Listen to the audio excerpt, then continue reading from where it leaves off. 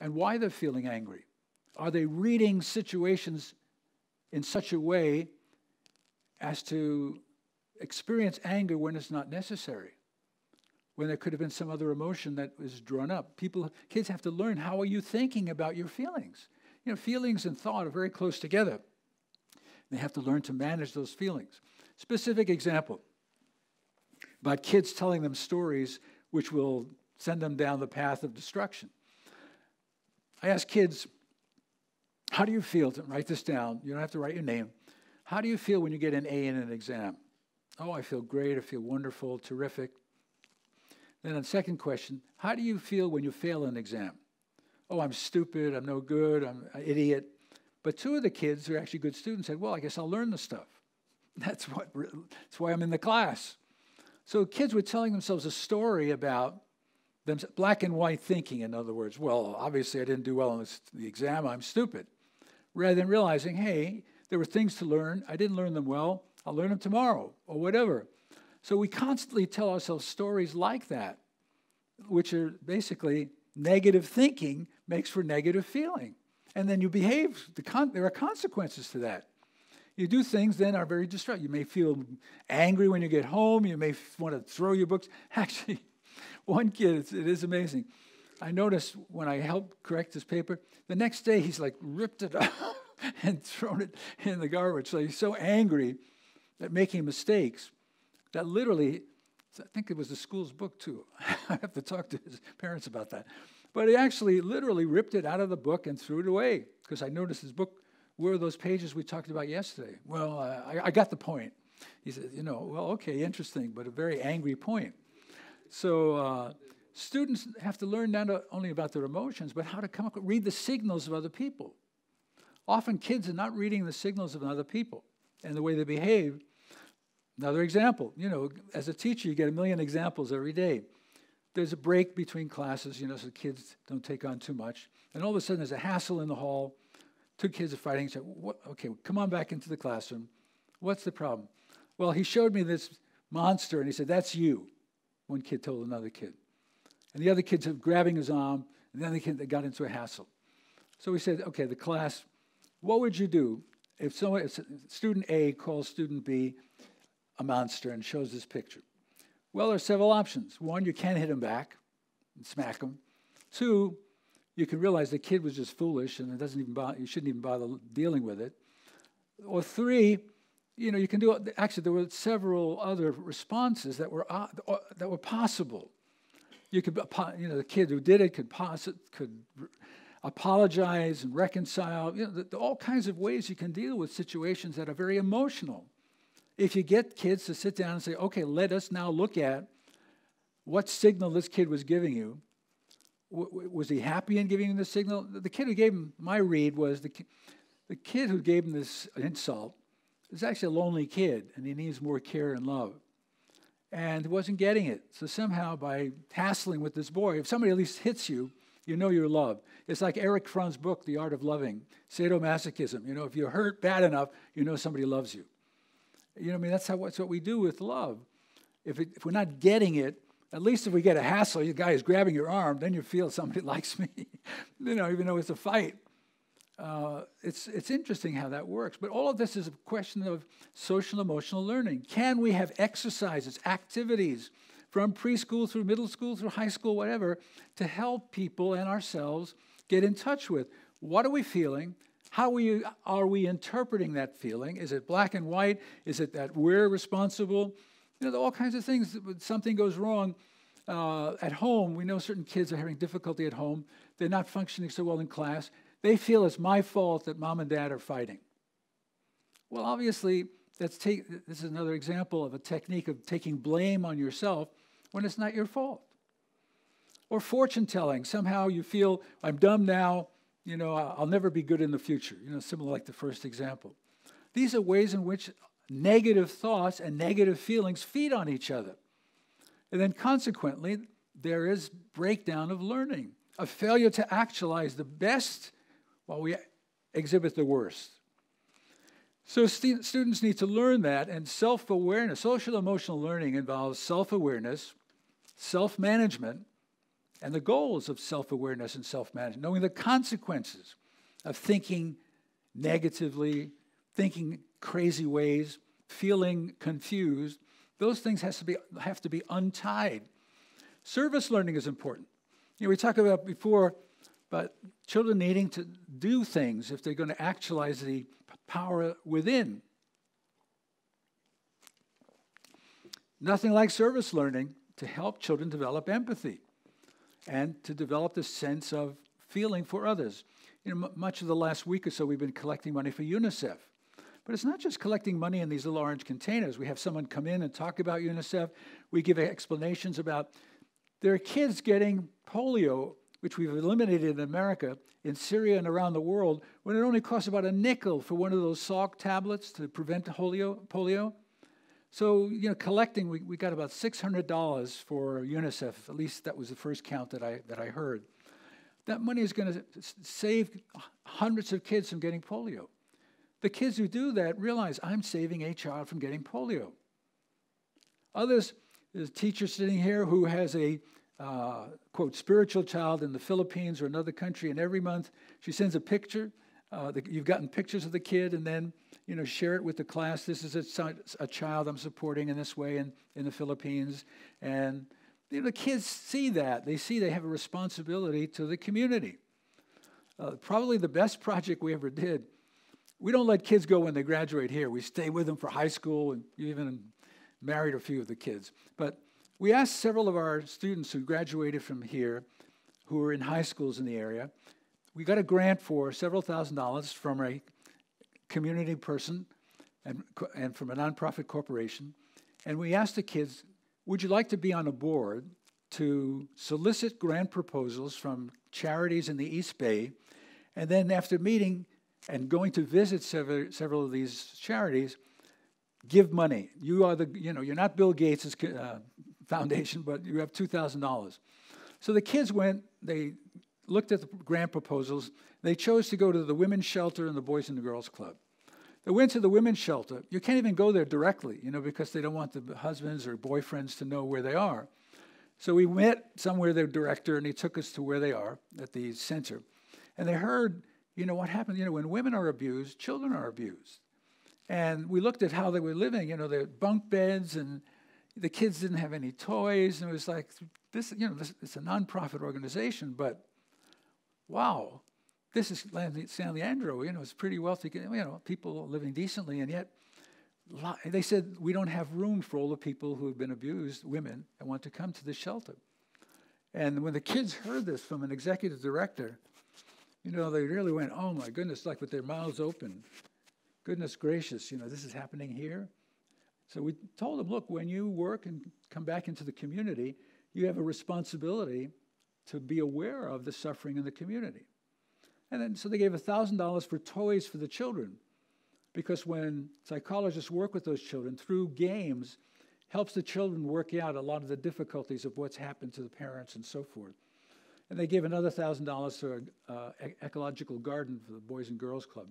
But they met a lot of people, and they looked at these grant proposals, and it was real for them. They saw what was happening, and every month we have some service project like that. Service learning is very important for empathy, for learning, look, I'm part of this community. These women look like my mom. And here they are sleeping in bug beds, not in a very, obviously they try to do their best, but it was not a situation any of us would want to be in. Also, eco-literacy. When we asked the kids to clean the creeks in September, usually that's like our first service project, they have to be aware of, look at all the junk. This is public. Public means common good. We all benefit from having a clean area of cleaning San Leandro Creek. And why is this junk there? And we talk about it. Eco-literacy and all these service projects, you discuss with children before, during, and after, so that they have an understanding of what it was all about.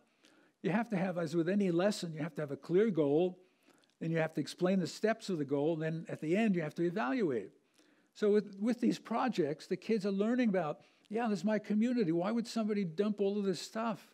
And, when they're cleaning it up, it's like cleaning your own house. They got to clean the bathroom. In this school, people clean their rooms. We don't have any maintenance people. People clean their rooms. You make it dirty, you clean it up. What's wrong with that? They do it in other countries. I mean, kids should clean up. Even the kids in the preschool, they have to put the blocks away. If you use the blocks, you got to put them back. I mean, that's the basis by the rest of life when you've got to clean your room. Other people might come into your room. You got to be thinking about that. If there's toilet paper or paper towels on the floor, you got to pick them up. It's a common area. You don't like it when you come in there and there's dirt and the smelly stuff. You got to pull the water. You got to put the cap on the toothpaste. Basic spiritual lessons. Kids have to learn those spiritual lessons. You know, oh, do I have to put it? You got to put the toilet top down when you're finished.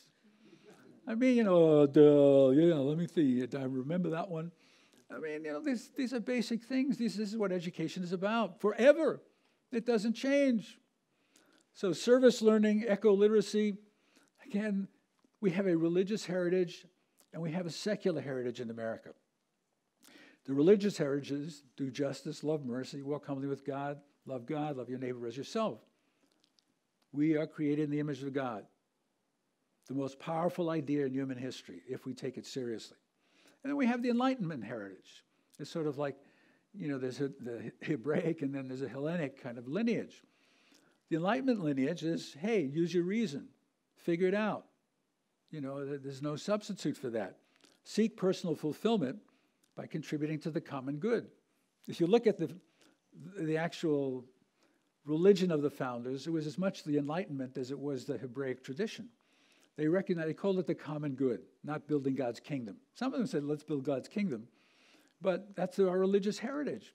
When I talk to the kids, I say, what's your legacy in this country? I teach American history. What's your legacy? What have you got to be proud of?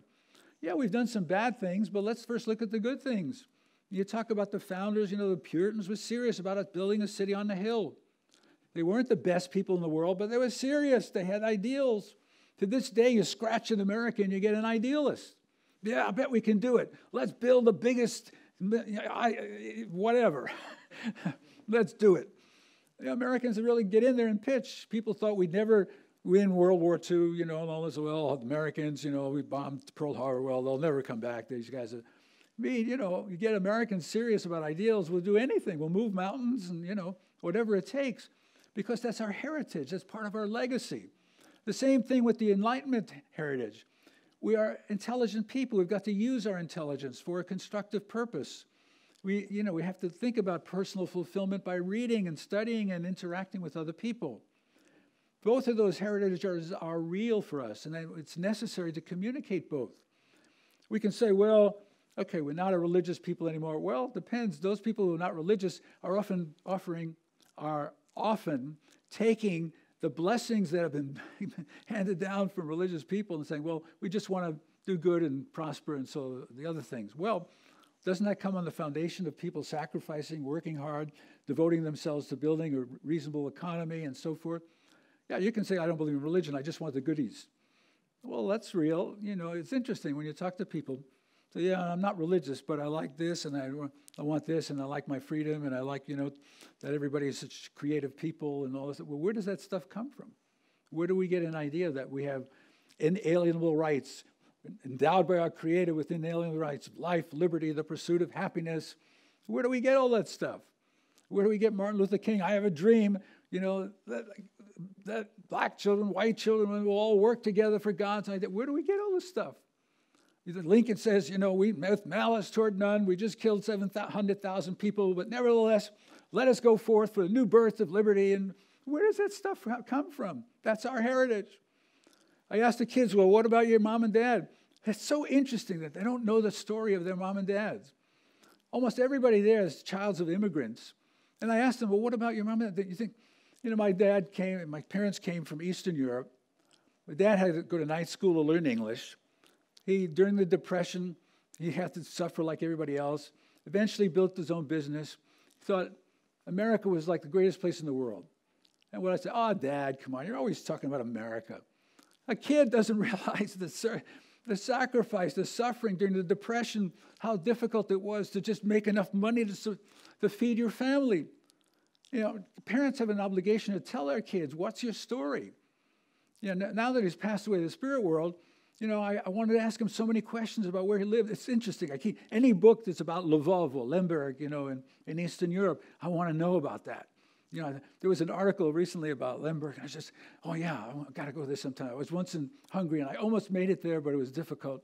So anything I could read about where he was, or I've read so many books written by people from that area, just so I can get a feel of what my dad's life was like. And coming to America, I've read lots of books about immigrants, coming and the difficulty. And, he wanted me to have clean hands, not get dirty, just study.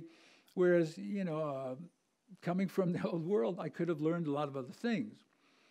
And, all of us have that responsibility of understanding our heritage, our personal heritage, our family heritage. Many of the children that I know have families. One family came from Laos, escaping by boat, almost dying.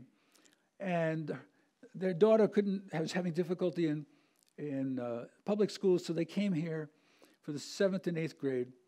I usually ask kids to write an essay about the values of your parents or grandparents. Why don't you interview them? So she interviewed them. She realized they were boat people, that they almost died, that they came here and built a little donut business. And the girl didn't know anything like that. It was like amazing. And then she wrote a brilliant essay, knowing about it now. Kids have got to know that story. They've got to value their parents. If they haven't gotten it one way, they've got to get it another way. That's so important to tell the kids a story. They can't just feel that they were born out of the head of Zeus, that there was nothing that came before then. They're grounded in the earth, and they have to understand how the earth has nourished them as well as how the Spirit nourishes them. And it's a responsibility of parents to tell those stories to the kids, or else they don't get it. And they think, well, I'm just a free-floating, spinning person. Then, unfortunately, there's alienation. So it's necessary, if we're going to realize our full value, we have to understand the foundation principles that allow us to understand our nature, our purpose, and our value. Upon that foundation, we can realize something that's extraordinary for ourselves as human beings, because every human being can be extraordinary. And that's the goal of having principled foundation. Thank you.